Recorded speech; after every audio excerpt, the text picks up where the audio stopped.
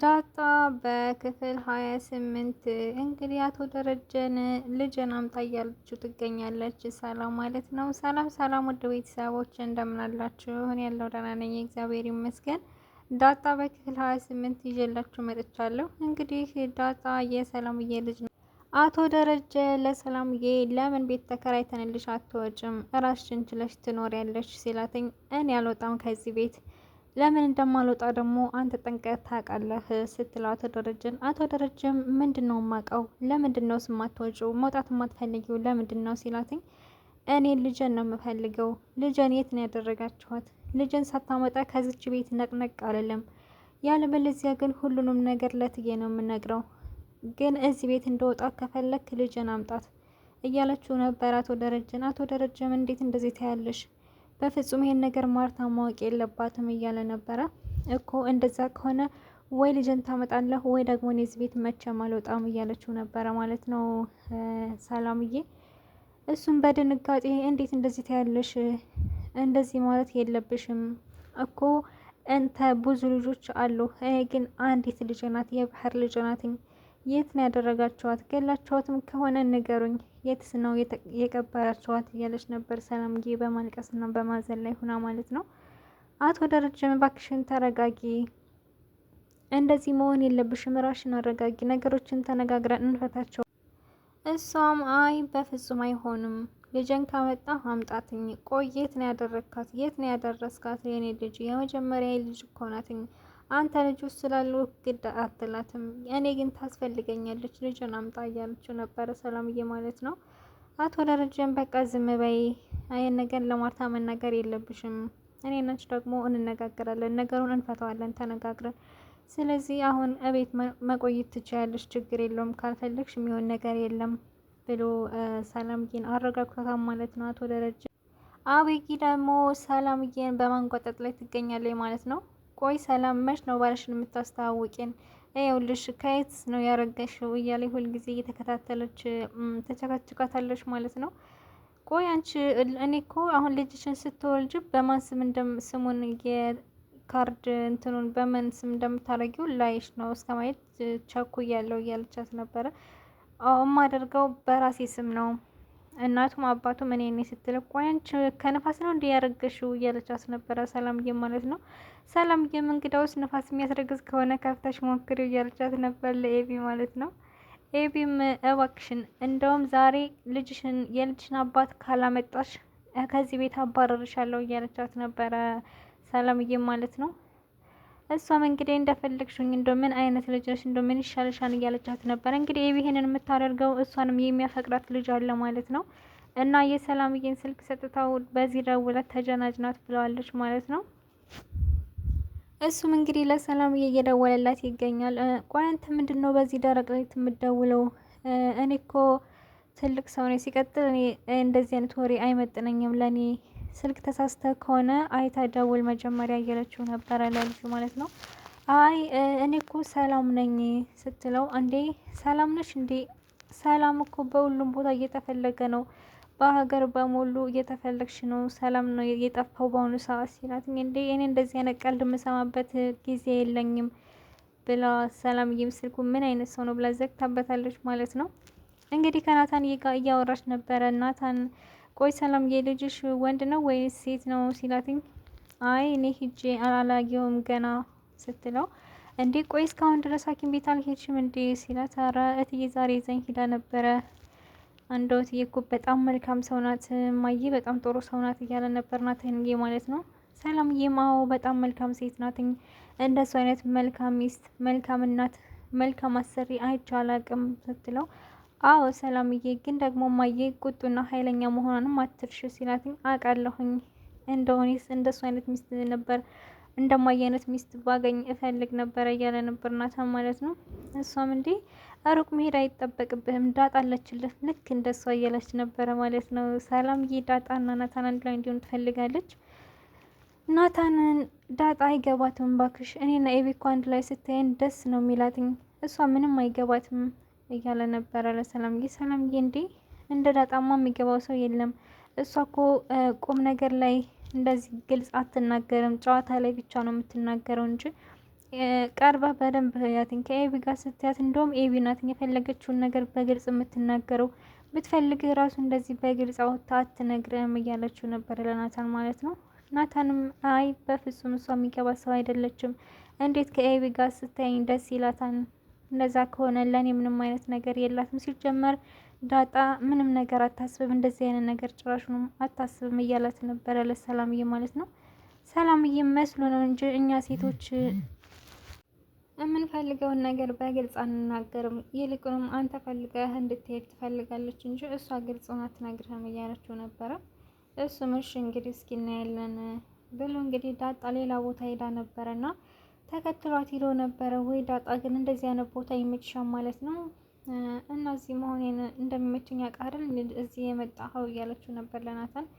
ወይ ዳጣ በጣም አቃጠልሽኝ፣ ደግሞ ኤቢን ሰሞኑን ስለ እሷ ብቻ ነው የምታወሪው እያለት ነበረ። አዎ ሁለተኛ ኤቢን ከፊቴ እንዳትናገራትኝ፣ ጭራሽ አሁንማ ያለሽ ለኤቢ ያለሽ ነገር ፍቅርሽ ጨምሮልሻል ሲላት፣ አሁን እኮ በጣም ነው የምወዳትኝ፣ እሷ ግን በተቃራኒው ትጠላሻለች እያለት ነበረ ናታን ማለት ነው። ቆይ አንተስ ለምንድን ነው እኔ ፊት የምታማት? አንተ ሚስትህ አይደለችም እንዴ? ደግሞ አንድ ላይ በጣም ነው የምታምሩት እያለችው ነበረ። እሱም በጣም እየተናደደባት ነበር። ምክንያቱም ከኤቢ ጋር የሆኑ ዳጣን ለማስቀናት ብሎ ነበረ ናታን። ዳጣ ግን ምንም ማትቀናም፣ እሷ የምትፈልገው ኤቢ ጥሩ እህት እንድትሆንላት ነው። ኤቢን የምትወዳት እንግዲህ እህቷ ስለሆነች ስለምታውቅ ነው። ከሳሎኑ ተቀምጣ ሂላ ስታቅፋት፣ ቆይ አንቺ ለምንድን ነው እንደዚህ የምትታከኪ? ሊሰርቂ ነው እንዲህ እንደዚህ የምትሆኘው እያለቻት ነበር ኤቢ ማለት ነው። ኧረ አይደለም እኔ በጣም ስለምወድሽ ነው ስትላትኝ፣ ከዚህ ቤት እንዳላባረርሽ ፈርተሽ ነው አባርሻለሁ ስላልሽ ነው። እኔ እኮ አንዴ ከጠላው እንደዚህ ጋጃ ራሱ ብትነጠፊልኝ ልወድሽ አልችልም እያለቻት ነበረ ለዳጣ።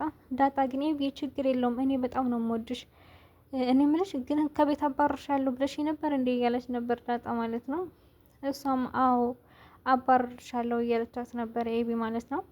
እንግዳውስ እኔ በጣም ነው የምወድሽ፣ ግን ኤቢ ስንት አመትሽ ነው ማለት በስንት አመት ነው የምትበልጭኝ ስትላትኝ፣ እንዴ ለምን ማወቅ ፈለግሽ? ምን ያደርግልሻል እድሜ ደግሞ ስትላት፣ አይ ኤቢ በቃ ታዩ ትችዋለሁ ስትላትኝ፣ ለምን ትታይዋለሽ? ንገሪኝ፣ ለምንድን ነው እድሜ ማወቅ የፈለግሽው ስትላትኝ፣ በቃ እሺ ንገሪኛ ስትላት፣ እኮ ለምን ውይ ኤቢ ፈጣሪ ማርሽ ብላ ትታት ሄዳለች ማለት ነው ዳጣ። ኤቢ እንግዲህ በጣም ኃይለኛ ሰው ናት። ዳጣ ደግሞ ያው እህቷ እንደሆነች ስለምታውቅ ይሄንን ያህል አትጫናትም ማለት ነው። እሷ በተቃራኒው እህቷ ራሱ መሆኗን ብታቅም ኤቢ ዳጣ ልትወዳት አትችልም። ምክንያቱም ዳጣን የምጠላትኝ ናታንን ስለምትወደው ነው። ናታንም ዳጣን ስለሚወዳት ነው ማለት ነው የምትቀናባት። ግን ዳጣ ችግር የለውም ኤቢ እኔ ጋር ሰላም ከሆነች ናታንን መውሰድ ትችላለች ብላ ፈቅዳላታለች። ግን እሷ ዳጣን በፍጹም አትወዳትም። ጭራሽኑ ከሁሉም ሰው ጋር ፍቅር እንድትሆን አትፈልግም። ከሰላምዬ ጋር ከሁሉም ቤተሰብ ጋር እንደውም ከዚህ ቤት ንቅል ብላ እንድትወጣልኝ ነው የምፈልገው እያለች ነበር ከዚህ በፊት ማለት ነው። ውሃና ወይዘሮ ማርታ ደግሞ እየተጫወቱ ነበር ሳሎን ላይ ተቀምጠው። እንደው ዳጣዬ ግን አንቺ ለምንድነው እንደ ዳጣ ማትሆኙ? እስኪ እንደ ዳጣ ነቃ ያልሽና ጠንካራ ልጅ ሆኝልኝ እያለቻት ነበረ ማለት ነው። እሺ እማዬ እንደ ዳጣ ሆንልሻለሁ ብላ አሁን ምን እያደረግሽ ነው ስታት፣ እንዴ እንደ ዳጣ ልሆንልሽ ነው አንቺና እንግዲህ ዋዬ አሁን ሁለተኛ እኔን ብትናገሪ ማላማጫሽን ወደ ማላገጫሽ ነው ማጋጨው ስትል ማለት ነው። እንዴ ቆይ አንቺ ማጋጭልሽ ልትይ ነው አይደል ስትል፣ አዎ እንደዛ ነው ስትላትኝ ዋዬ ማለት ነው። እንዴት እንደዚህ ያለሽ ዳጣ እኔን እንደዚህ ስትል አይተሻል እንዴ? ታዲያ ዳጣ እኔን እንደዚህ ስትል አይተሻል እንዴ ስትል፣ አይ አላየሁም፣ ሁለተኛ እንደዚህ እንዳትይ፣ እንደውም ወደዛ ወደ ድሮ ማንነትሽ ወደ ራስሽ ማንነት ተመለሽ፣ ይቅርብሽ ኧረ መብሰሉ ይቅርብሽ እያለቻት ነበር ወይዘሮ ማርታ ማለት ነው። ወይ ጉድ እንደው ምን አይነት ልጅ ነሽ፣ እንደው ምን ይሻልሻል እንደው ውሃዬ እያለቻት ነበረ። ውሃ እንግዲህ በጣም የዋህና በጣም የልጅ ልብ ያላት ናት ማለት ነው። ግን ወይዘሮ ማርታ እንደዚህ መሆን የለብሽም በፍጹም። እንደዚህ ከሆንሽ ይቻለም ላንቺ አትሆንም። የሆነ ጊዜ እኮ እኔና አባትሽ ጥለንሽ ልንሄድ እንችላለን፣ ልንሞት እንችላለን ስትል፣ እንዴ የት ነው የምትሄዱትኝ? እኔም አብሬያችሁ እሄዳለሁ፣ እኔም አብሬያችሁ እሞታለሁ እናንተ ስትሞቱ እያለች ነበረ ውሃዬ ማለት ነው። ወይ ውሃ እንደው ምን ይሻልሻል እያለች እሷም፣ ይኸውልሽ አንቺ በዚህ ዓለም ስትኖሪ እንደሌላው ሰው የዋህ ሰዎችን ይቻለም አትቀበላቸውም። ስለዚህ እንደሌላው ሰው ብልጥና ጎበዝ መሆን አለብሽ። የዋህ ከሆንሽ ሁሉም ሰው ነው የሚጫወትብሽ እያለቻት ነበረ ማለት ነው ወይዘሮ ማርታ። አቶ ደረጀን ደግሞ እባክህን ደረጀ ሰራተኛ አምጣ፣ ያው ሰላምዬ እስከ 9 ወር ልናሰራት ነው እንዴ ስትለው፣ እንዴ ማርትዬ ምንድን ነው 4 ሴቶች አሉ አይደል እንዴ ይስሩ ሲላት፣ እኮ እነማን ናቸው የሚሰሩት? ውሃዬና ዳጣ ናቸው ምግብ የሚሰሩት እያለችው ነበረ። እና ምን ችግር አለው ሞኝና ወረቀት የያዘውን አይለቅም ይባላል። ስለዚህ ለውሃዬ የሆነ ነገር ብታሳያትኝ ያንን ነገር አትለቅም ትሰራለች እያለ ነበር አቶ ደረጀ። አይ እኔማ ሽሮ ስሪሊ ብያትኝ እሽማ እሰራልሻለሁ ብላ ሄዳ፣ እኔማ ዶች ልጅ ምን ልታደርግ ነው? ቆንጆ ሽሮ ስሪሊ ስራትኝ የሆነ ጆሮ ወጥ ወይ ደግሞ በሆነ አበባ አጅባ ልታመጣው ይሆን እንዴ እያለች ነበረ ወይዘሮ ማርታ ማለት ነው። እንደዛ አድርጋ ታመጣልኝ ይሆን እያልኩ እያሰብኩኝ ድንገት መጥታ እማዬ ቆይ ግን ውሃ ነው ወይ ሽሮ ነው የሚቀድመው ብላ አለችኝ እያለች ለአቶ ደረጀ እያጫወተችው ነበረ። አቶ ደረጀም እየሳቀባት ነበረ ማለት ነው። በቃ እኔ እኮ ሰራተኛ ማምጣቱ ጠፍቶኝ አይደለም፣ ግን ሰላም እሰራለሁ ካላይ እስከፈለገች ሰዓት እስከሚደክማት ትስራ፣ እናንተ ደግሞ አግዟት እያላት ነበረ አቶ ደረጀ። እሷም እንዴ እሷ ባለችው መሆን የለበትም እሷ ናት እንዴ የዚህ ቤት አዛዥ፣ ስለዚህ እኛ ያልነው ነገርም መስማት አለባትኝ።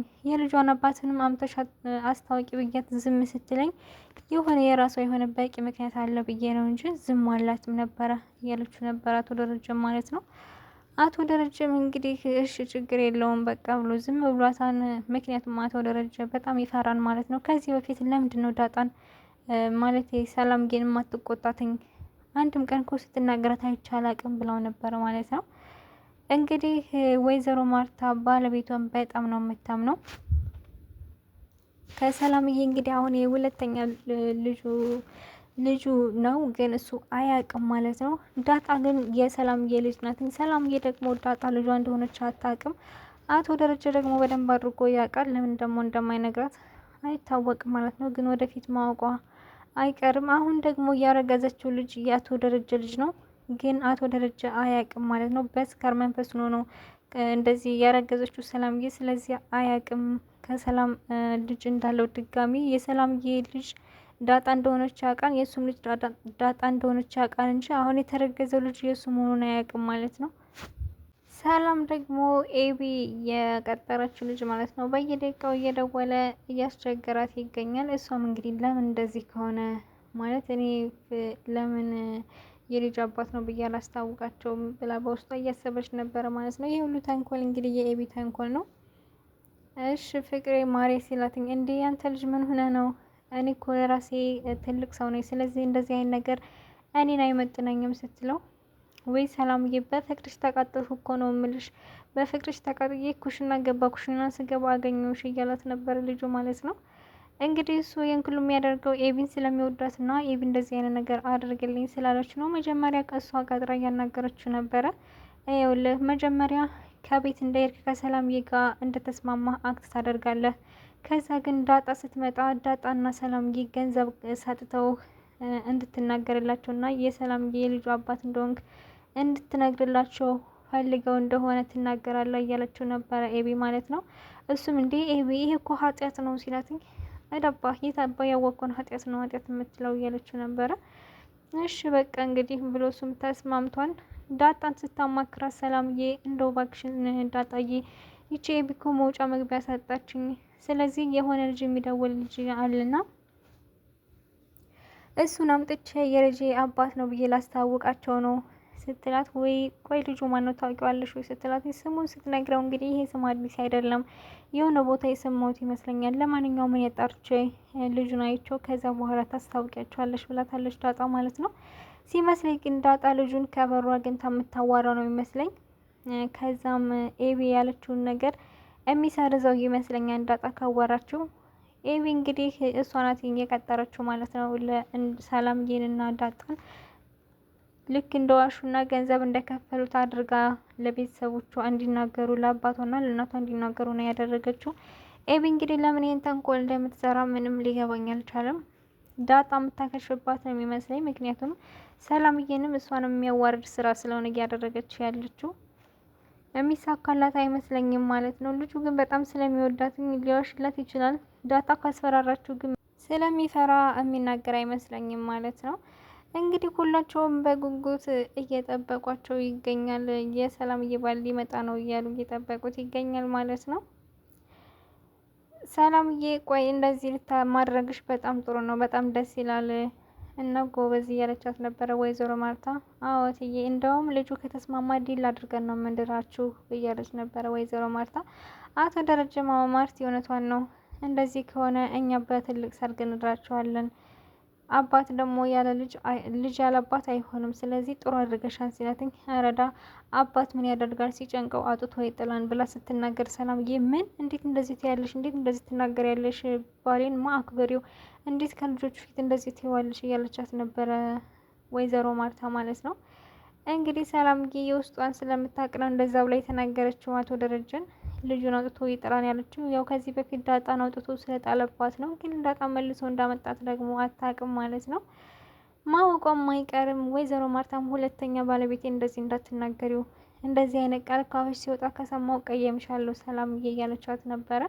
እሺ እትዬ በጣም ይቅርታ አምልጦኝ ነው፣ ሁለተኛ አይደገመኝም ጋሼ ይቅርታ ብላ ይቅርታ ጠይቃለች ማለት ነው። ኤቢ ደግሞ ባልሽ ቀረ ኩራተኛ ነው መሰለኝ እያለች ነበረ። ያው ስራዋን ስለምታውቅ እንደዚህ እያለች እያሾፈች ትገኛለች። እንግዲህ በሩ ተቆርቁሮ ሁላቸውም በድንጋጤ ተነስተው ሰውየው ሲመጣ ነው ያለቀው ማለት ነው። በክፍል 28 ይህንን ይመስል ነበረ። በክፍል 29 እንጠብቃለን። ውድ ቤተሰቦች ከተመታችሁ ላይክ እንዲሁም ሰብስክራይብ ጌጭ ማለት ነው።